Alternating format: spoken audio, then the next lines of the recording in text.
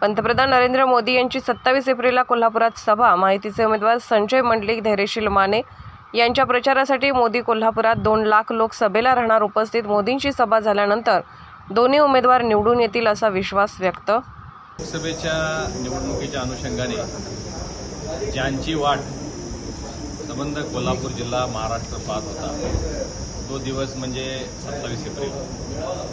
महायुतीचे कोल्हापूर आणि हातकणंगले लोकसभेचे उमेदवार संजय मंडलिक साहेब आणि धैर्यशील माने दादा यांच्या प्रचारार्थ देशाचे कर्तृत्ववान आणि विकसनशील देशाचे स्वप्न भारताला दाखवणारे प्रधानमंत्री आदरणीय मोदीजी यांची 27 एप्रिल रोजी कोल्हापूर या ठिकाणी सभा संपन्न होणार आहे. दुपारी 4 वाजता ही सभा तपोवन मैदान या ठिकाणी होत आहे.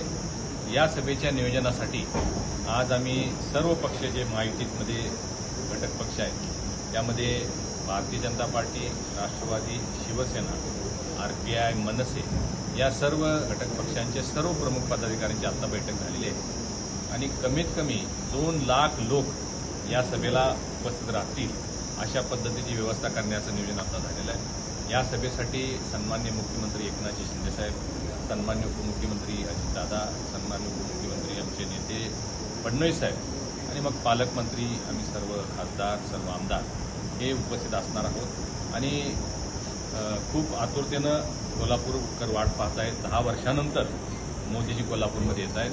10 वर्षापूर्वी ज्या ज्या गोष्टींचं अभिवचन त्यांनी दिलेलं होतं त्याची सुरुवात झालेली आहे.